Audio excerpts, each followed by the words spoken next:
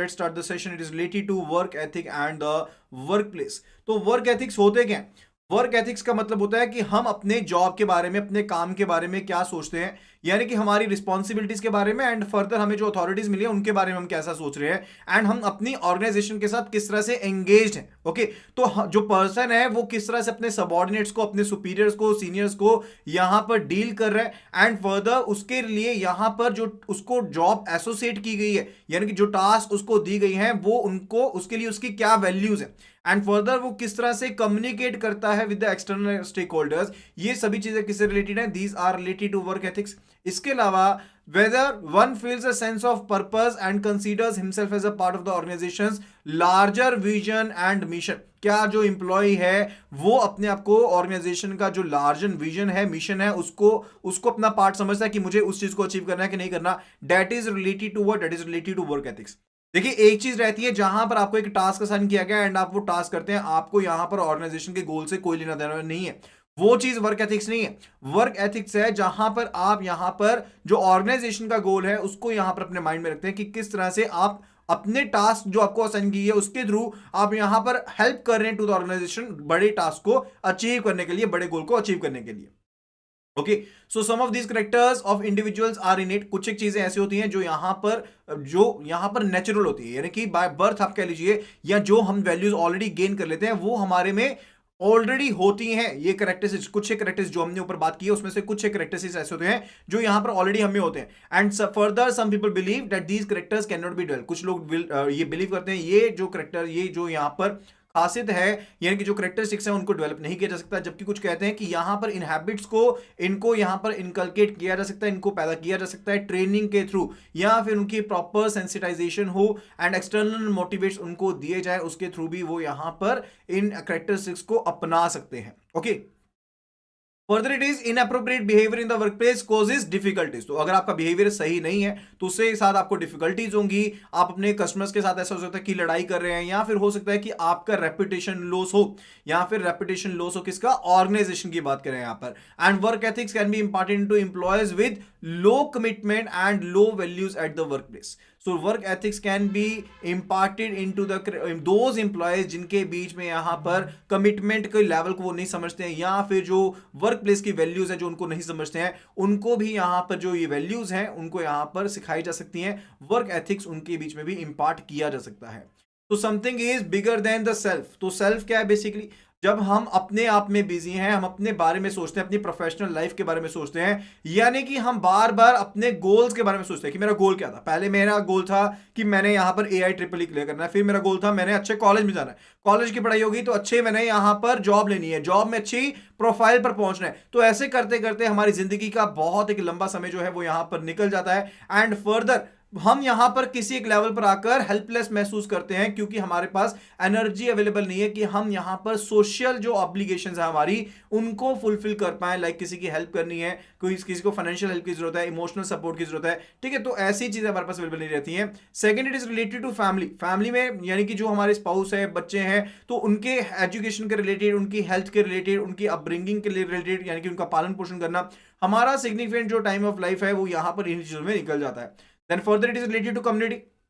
यानी कि जो पर्सन अपने आप को अपनी कम्युनिटी के साथ जोड़कर रखता है वो यहां पर डेफिनेटली कम्युनिटी आपसे एक्सपेक्ट करने लग जाती है कि आप यहां पर जो भी मेंबर्स है ना उनके लिए कुछ ना कुछ अच्छा करेंगे, कुछ ना कुछ बेहतर करेंगे. And further it is related to what? It is related to religion. Religion जो होता है वो यहां पर किसी की पर्सनल चॉइस है एंड अपनी कन्वीनियंस के हिसाब से. अगर आप किसी भी एक धर्म को मानते हैं, किसी भी रिलीजन में आप फेथ रखते हैं, तो आप यहां पर फ्री ऑफ कॉस्ट कुछ सर्विसेज वहां पर जरूर देना चाहते हैं अपने खुद के लिए. ठीक है, एंड ये बेसिकली हम वो पॉइंट कवर कर रहे हैं कि हमारा बेसिक यहां पर टाइम जाता कहां पर है. Then it is related to society. So individual जो यहां पर रीजनेबली सेटल हो चुके हैं अपने यहां पर वर्क में, जो यहां पर अपनी पर्सनल लाइफ में सेटल हो चुके हैं, वो यहां पर अपनी सोसाइटी में भी कुछ समय यहां पर बिता सकते हैं, जो यहां पर आप लार्जर सोशल इश्यूज की तरफ ध्यान देंगे. यानी कि आपका जो ध्यान होगा वो होगा कि किस तरह से हम यहां पर रूरल पॉवर्टी को खत्म करें, ट्राइबल की डेवलपमेंट किस तरह से, यानी कि जो ट्राइबल एरिया है, अनडेवलप्ड एरिया, उसकी डेवलपमेंट कैसे करें. तो ऐसी चीजों की तरफ आपका ध्यान होगा. Then it is related to global causes. जब आप यहां पर सभी चीजों से उठ करके आप यहां पर ओवरऑल पूरी की पूरी यहां पर जो हमारी अर्थ है उसमें जो इश्यूज चल रहे हैं उनके बारे में सोचना शुरू करते हैं कि यहाँ पर इन्वायरमेंटल जो प्रॉब्लम्स चल रही हैं या फिर जो इंटरनेशनल चाइल्ड ट्रैफिकिंग है, मनी लॉन्ड्रिंग की प्रॉब्लम है, आप उन चीजों की तरफ यहाँ पर ध्यान देना शुरू कर देते हैं। That is related to global issues. Now what we can infer from it, what we can infer from it. तो एम्प्लॉयज के लिए अगर हम बात करते हैं, देखिए ये तो किसी पर्सन की पर्सनल लाइफ के बारे में था कि क्या क्या स्टेजेस आती हैं, कहां कहां पर हम अपना समय ज्यादातर लगाते हैं, उनके बारे में हमने बात की।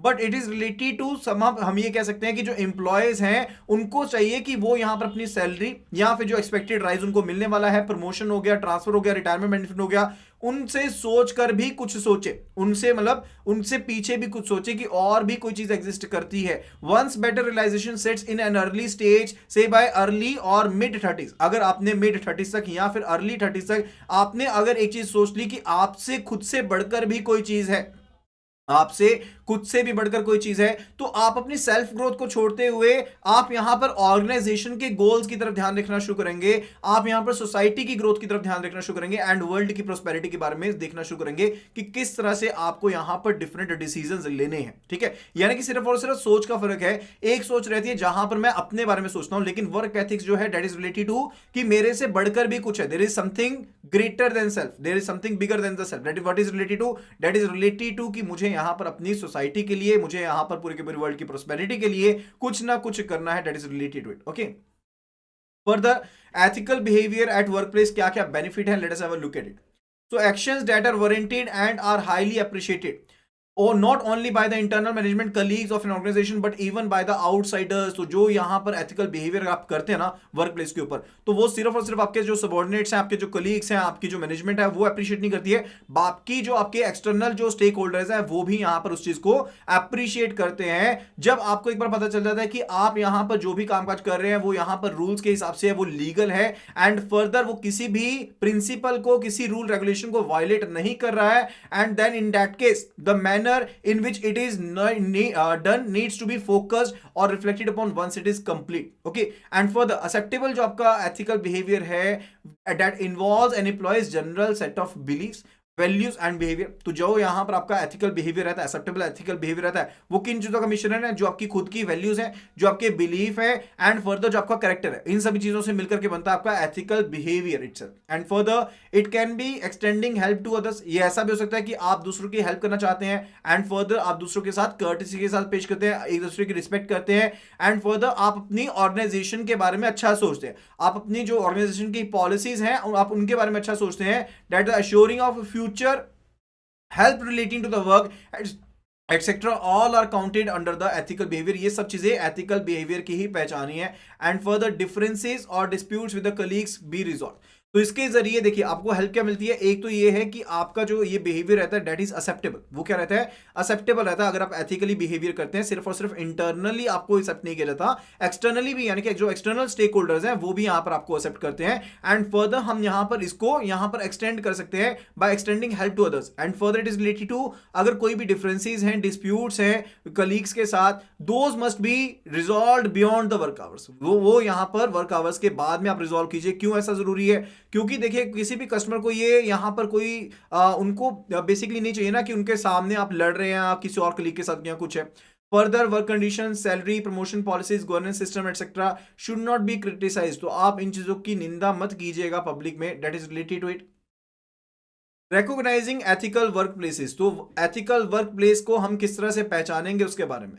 अगर आप किसी वर्क प्लेस पर देखते हैं जहां पर रिस्पेक्टफुल ट्रीटमेंट हो रहा है, यानी कि किसी भी कैटेगरी से कोई कस्टमर है लेकिन आप सभी को रिस्पेक्टफुल ट्रीटमेंट दे रहे हैं, एम्प्लॉय जो है अवेयर है रिलेटेड टू बिजनेस प्रोसेसेस, अगर एम्प्लॉय जो है वो यहां पर अवेयर है बिजनेस प्रोसेसेस के related, giving correct and authentic information, अगर आप यहां पर करेक्ट एंड ऑथेंटिक इंफॉर्मेशन देते हैं उसके बारे में, further it is related to guiding person on a short visit, यानी कि अगर आपको कोई छोटे टाइम के लिए भी, कुछ समय के लिए भी यहाँ पर पर्सन विजिट करता है तो आप उसको प्रॉपर गाइड कर पा रहे हैं। Strict adherence to minimal prescribed documentation, यानी कि अगर कोई पर्सन आपसे लोन लेने के लिए आया है या फिर कोई भी यहाँ पर कामकाज करवाने के लिए आया है, तो जितनी आपको यहाँ पर उनके लिए डॉक्यूमेंटेशन चाहिए आप सिर्फ और सिर्फ उतनी ही डॉक्यूमेंटेशन उनसे करवाते हैं। These are all related to what, जो हमारे यहां पर हम एथिकल वर्कप्लेस को किस तरह से पहचान सकते हैं। तो जहां पर रिस्पेक्ट हो रही है, जहां पर इंप्लॉयज अवेयर हैं, जहां पर ऑथेंटिक इंफॉर्मेशन दी जा रही है, जहां पर गाइड किया जा रहा है पर्सन को,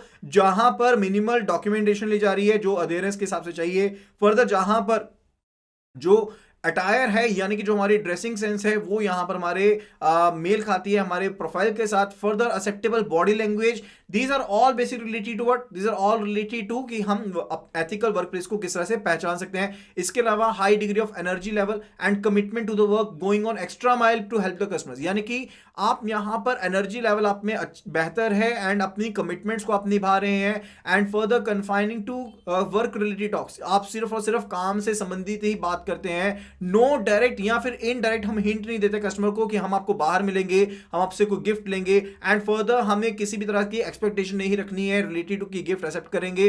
then it is related to fair and appropriate treatment, हम सभी को एम्प्लॉयज को, देखिए हम कस्टमर्स को तो सही से डील कर ही रहे हैं, साथ के साथ जो को एम्प्लॉयज हैं उनको भी यहां पर हम सही से डील कर रहे हैं।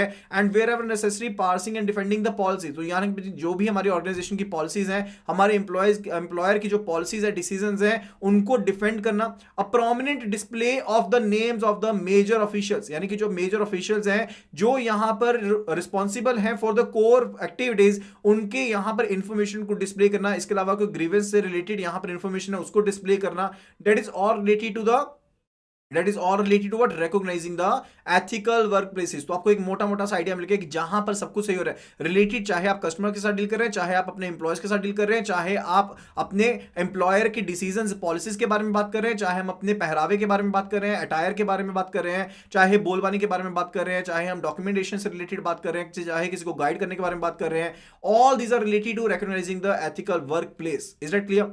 Further it is the causes of unethical behaviour. तो अनएथिकल बिहेवियर के क्या कारण हो सकते हैं उनके बारे में देख लेते हैं। पहली चीज हो सकती है कि ऑर्गेनाइजेशन में हो सकता है कि कोई एथिकल मैनुअल ना हो सकता है कि ऑर्गेनाइजेशन में कोई भी एथिकल मैनुअल ना हो, यानी कि किसी भी तरह की ऐसी जानकारी ऑलरेडी दी ही ना गई हो कि आपको कैसा बिहेवियर करना है, कि कौन सी चीज यहां पर आप कर सकते हैं, कौन सी चीज आप नहीं कर सकते हैं। सो अगर ऐसी चीज आपके पास प्रेजेंट नहीं है, एथिकल मैनुअल नहीं है, तो उसके केस में कुछ जो इंप्लॉयज हैं वो यहां पर प्रिटेंड करेंगे कि उनको इसके बारे में नॉलेज ही नहीं थी। यानी कि अगर वो यहां पर पकड़े भी जाते हैं तो वो कहेंगे कि उनको ऐसा नहीं पता था कि ऐसा चीज गलत है। ठीक है। Further fear of action.